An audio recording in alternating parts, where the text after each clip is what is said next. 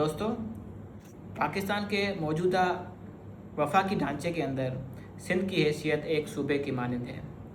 तो क्या सिंध हमेशा से एक सूबा रहा है या एक तारीखी वतन? अगर हम तारीख का जायज़ा लें तो हमें मालूम होता है कि सिंध सदियों से एक तारीखी वतन रहा है, जो कि एक खुद मुख्तार और एक आज़ाद वतन रहा है। इसी मौजू पर एक किताब है, सिंध बचाओ बर आज़म बचाओ, जो कि मोहम्मद इब्राहिम जोया साहब ने लिखी है। मोहम्मद इब्राहिम जोया साहब, जो कि एक सिंध के नामवर दानिश्वर हैं, उन्होंने अपनी किताब में ये बात बताने की कोशिश की है कि सिंध सिर्फ़ कदीमी दौर से नहीं बल्कि रीसेंट हिस्ट्री में भी एक आज़ाद और ख़ुद मुख्तियार वतन रहा है। वो इस किताब में अपने दलाइल देते हैं और तारीख़ी शवाहिद पेश करते हैं ये साबित करने के लिए कि सिंध एक तारीख़ी और ख़ुद मुख्तियार वतन रहा है। मोहम्मद इब्राहिम जोया साहब लिखते हैं कि जब ईस्ट इंडिया कंपनी ने इंडिया पर अपना कब्ज़ा जमाया और अपनी फैक्ट्रियां कायम की, अपने मराकज़ कायम किए, ख़ास तौर पर जब मद्रास में उन्हें 100 साल पूरे हो गए, लगभग 1758 में जब उन्हें 100 साल पूरे हो गए मद्रास में, तो उन्होंने चाहा कि हम सिंध की तरफ भी अपने मराकज़ कायम करें और अपनी फैक्ट्रियां वहाँ पे बनाएं। तो इसी सिलसिले में ईस्ट इंडिया कंपनी के लोगों ने सिंध के उस वक्त के हुक्मरान कलोड़ा हुक्मरानों से रब्ता किया, जिसमें मियाँ गुलाम मोहम्मद शाह से उन्होंने रब्ता किया और सिंध में ख़ास तौर पर ठट्ठे और शाह बंदर की तरफ उन्होंने फैक्ट्रियां बनाने की इजाज़त तलब की और मियाँ गुलाम मोहम्मद शाह ने उस बात की इजाज़त दे दी। मगर कुछ साल बाद ये अंदाज़ा होने लगा कलोड़ों को, और ख़ास तौर पर मियाँ गुलाम मोहम्मद शाह के जो फ़ज़न थे मियाँ सरफराज शाह, तो उनको अंदाज़ा होने लगा कि ये जो अंग्रेज़ हैं यहाँ पर सेटलमेंट कायम कर रहे हैं, ये हमारे फ़ायदे में नहीं हैं। तो इस बात को मद्देनज़र रखते हुए उन्होंने उन फैक्ट्रीज़ को, उन मराकज़ को वापस जाने का हुक्म दिया। मगर ये सिलसिला वहाँ रुका नहीं। अंग्रेज़ों के जाने के बाद और उन मराकज़ के ख़त्म हो जाने के बाद भी अंग्रेज़ और ईस्ट इंडिया के कंपनी के लोग ये जदोजहद में थे कि किसी तरह भी उनका यहाँ पे सिंध के अंदर सेटलमेंट हो जाए। और 25 साल बाद जब तालपुरों की हुकूमत थी और तालपुरों के हुक्मरान मीर फ़तेह अली ख़ान से भी उन्होंने इजाज़त मांगने की कोशिश की, और उस वक्त उनकी खुशकिस्मती से उन्हें इजाज़त मिल गई। और फिर यूँ ही हुआ कि कुछ वक्त गुजरने के बाद उनको भी अंदाज़ा हुआ कि ये फ़ैसला हमारे हक़ में नहीं था और ये हमारे फ़ायदे का फ़ैसला नहीं है। तो उसी वक्त उन्होंने वापस अंग्रेज़ों को वही हुक्म दिया जो कि कलोड़ा दौर में दिया गया कि आप अब वापस चले जाएं और अपने मराकज़ यहाँ से बंद कर दें। उसके बाद वहाँ से जाने के बाद फिर भी वही कार्रवाई उनकी रही और उनकी यही एजेंडा था कि हम किसी भी तरह सिंध में एंट्री हासिल करें, वहाँ पे सेटलमेंट हासिल करें। तो तीसरी मरतबा 1809 में तकरीबन तालपुरों की ही हुकूमत थी और गुलाम अली ख़ान तालपुर हुक्मरान थे उस वक्त। तो तब भी ईस्ट इंडिया कंपनी ख़ास तौर पे अंग्रेज़ों ने इजाज़त मांगी और उस वक्त उन्हें इजाज़त मिल गई। इजाज़त तो उन्हें मिल गई, मगर बदकिस्मती से उस दौर में उन्होंने सिर्फ ही अपने मराकज़ ही कायम नहीं किए बल्कि अपनी परमानेंट सेटलमेंट भी कायम कर दी, जिसकी वजह से वो यहाँ पर पहले से ज़्यादा मजबूत होने लगे और अपनी इजारादारी भी कायम करने लगे। इसी सिलसिले में 1828 में जब वो यहाँ पे काफ़ी सेटल हो चुके थे और फिर उन्होंने मीरों को दबाना शुरू किया, मीरों पर दबाव डालना शुरू किया कि उन्हें कुछ और भी सहूलतें दी जाएँ, कुछ और भी उन्हें फ़ायदे दिए जाएँ, जिसमें उन्हें इजाज़त चाहिए थी कि वो सिंधु दरिया से अपना ट्रेड करें, सिंधु दरिया को अपना रास्ता बनाएं ट्रेड के लिए। मगर उसके साथ उनको ये भी पाबंद किया गया कि आप यहाँ से सिंधु दरिया से इस रूट से आप ट्रेड तो कर सकते हैं, लेकिन यहाँ से आपको किसी भी किस्म का हथियार लाना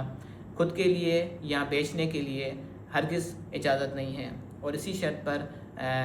इस बात का मुआहिदा हुआ कि वो यहाँ से ट्रेड तो कर सकते हैं, मगर वो किसी भी किस्म का हथियार यहाँ नहीं ला सकते।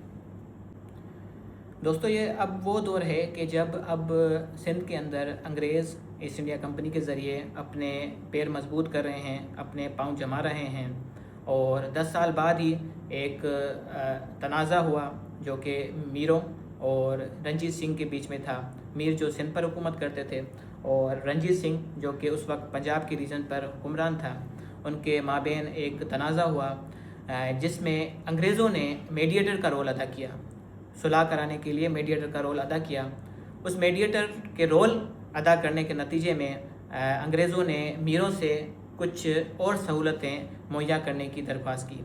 जिसमें एक ये था कि वो जो मीर हैं वो अंग्रेज़ों को रास्ता प्रोवाइड करें, रास्ता दें ताकि वो अफ़गानिस्तान तक चढ़ाई कर सकें, अफ़गानिस्तान तक जा सकें और वहाँ पे भी अपनी इजारादारी कायम कर सकें या अपने मरकज़ कायम कर सकें। मगर हुआ यूँ कि मीरों ने इस बात पर इनकार किया और यही वजह थी कि इनके बीच में, अंग्रेज़ों और मीरों के बीच में इख्तलाफ बढ़ने लगे और इन इख्तलाफों का नतीजा ये निकला कि 1843 में इन इख्तलाफों का नतीजा ये निकला कि 1843 में अंग्रेज़ों ने बम्बई से दरिया के रास्ते से अपनी फ़ौज मंगवाई और सिंध पर हमला किया। उस हमले को अक्सर हम बैटल ऑफ मियानी के नाम से जानते हैं, जिसके बाद मीरों और अंग्रेज़ों का आपस में लड़ाई हुई और इसके नतीजे में सिंध पर अंग्रेज़ों का कब्ज़ा कायम हो गया। अंग्रेज़ों का यहाँ पे कब्ज़ा होने के बाद अंग्रेज़ों ने लगभग 4 ही सालों में सिंध को बम्बई के हवाले कर दिया और सिंध का एक खुद मुख्तियार जो स्टेटस था उसको चेंज किया और उसको एक डिवीज़न में कन्वर्ट कर दिया। अब ये सारी दास्तान बताने की वजूहत ये हैं कि सिंध एक आज़ाद और ख़ुद मुख्तियार रियासत था, क्योंकि वो अंग्रेज़ हिंदुस्तान में होने के बावजूद भी सिंध से अलग से इजाज़त मांग रहे हैं यहाँ पे मराकज़ काम करने के लिए और सिंध से मुआहदे भी कर रहे हैं, सिंध से राब्ते भी कायम कर रहे हैं। तो इस बात की इसकी ये वजह है कि सिंध उस वक्त में भी एक आज़ाद खित्ता था जिसका किसी भी दूसरे खित्ते से कोई मरकज़ी कोई लिंक नहीं था और वो हिंदुस्तान से भी अलग था और वो अपनी हैसियत, अपने फ़ैसले खुद किया करता था। मगर जोहर साहब लिखते हैं कि 1839 में एक और अहदनामा हुआ, एक मुआहिदा हुआ जो कि कामयाब तो नहीं हुआ, मगर अंग्रेज़ों और मीरों के बीच में एक मुआहिदा होने वाला था। वो मुआहिदा ये था कि सिंध के जो मीर हैं वो अफ़गानिस्तान के हुक्मरान शाह शुजा को अपना टैक्स अदा करेंगे। उसकी वजह ये थी कि जो अफ़गानिस्तान में हुक्मरान था वो अंग्रेज़ों के ही लिंक में हुआ करता था। तो इस पर भी अहदनामा वो कामयाब नहीं हुआ, मगर इस रेफरेंस से हमें ये भी मालूम होता है कि अगर अंग्रेज़ सिंध से एक अहदनामा कर रहे हैं तो मकसद इसका कि सिंध को वो एक आज़ाद रियासत के तौर पर कंसीडर कर रहे हैं। तो ये शवाहिद भी हमें मिलते हैं कि सिंध अहदनामों में भी और हर जगह पर एक अपना स्टेटस, एक आज़ाद स्टेटस रखता था। तो ये तमाम बातें जो जोहर साहब ने अपनी किताब में लिखी हैं वो बताने का मकसद यही है कि सिंध एक आज़ाद वतन रहा है। सिंध की जो आज की स्टेटस है सूबा, वो हमेशा से कायम नहीं है। सिंध काफ़ी वक्त आज़ाद भी रहा है और काफ़ी जो बैरूनी कब्ज़ागीर हैं उनके हाथों भी यरगमाल रहा है, मगर एट द एंड वो आज़ाद ही रहा है और एक आज़ादी स्टेटस में उसका वजूद काफ़ी वक्त तक बहाल रहा है। उसके अलावा भी हमें अगर कदीमी ज़माने की हम बात करें,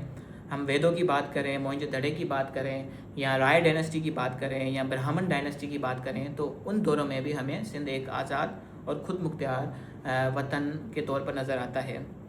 इसी ही हवाले से एक किताब है हिस्टोरिकल जोग्राफ़ी ऑफ सिंध जो कि प्रोफेसर M.B. पठीवाला ने लिखी है। उसमें भी वो जिक्र करते हैं कि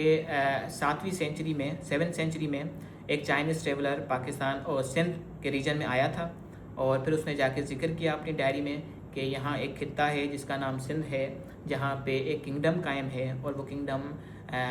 हिंदू किंगडम है। इसका मतलब है कि उस दौर में भी यहाँ पे एक रियासत, एक किस्म की स्टेट उस दौर के हिसाब से एक kingdom कायम थी और ये खित्ता उस वक्त भी एक आज़ाद और ख़ुद मुख्तियार रहा था। ये बातें करने का मकसद ये था कि मैं उन लोगों से, उन दोस्तों से जो कि तारीख़ का मुताला नहीं करते और तारीख़ को कम जानते हैं, उनके सामने ये चंद शवाहिद, कुछ चंद दलाइल रखूं ताकि ये साबित हो कि सिंध हमेशा से सूबा नहीं रहा। सिंध बल्कि एक तारीख़ी वतन है और सदियों से वो आज़ाद और ख़ुद मुख्तियार रहा है اور اگر اس سوال پر مزید ریسرچ یا مزید کتابیں کا مطالعہ کیا جائے تو ہمیں کافی سارے اور بھی شواہد ملیں گے، مگر میں سمجھتا ہوں کہ اتنے شواہد ایک عام انسان کے لیے، ایک عام پاکستانی زندگی کو سمجھانے کے لیے کافی ہیں، جو یہ سمجھتے ہیں کہ سندھ ایک معمولی خطہ ہے، ایک معمولی صوبہ ہے، اس کی کوئی تاریخ نہیں ہے، اس کی کوئی خود مختاری نہیں ہے۔ آج جس طرح وہ ایک مرکز سے جڑا ہوا ہے، اس طرح ہمیشہ سے جڑا رہا ہے، مگر ایسا بالکل بھی نہیں ہے۔ سندھ تاریخی طور پر ہمیشہ سے ایک آزاد وطن رہا ہے، اس کی ایک ہزاروں سال پرانی تاریخ ہے،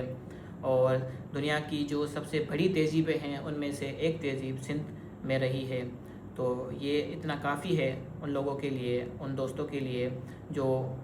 یہ غلط فہمی رکھتے ہیں کہ سندھ ایک چھوٹا سا خطہ ہے جس کو قابو میں رکھنا، جس کو ڈیوائیڈ کرنا بہت آسان ہے،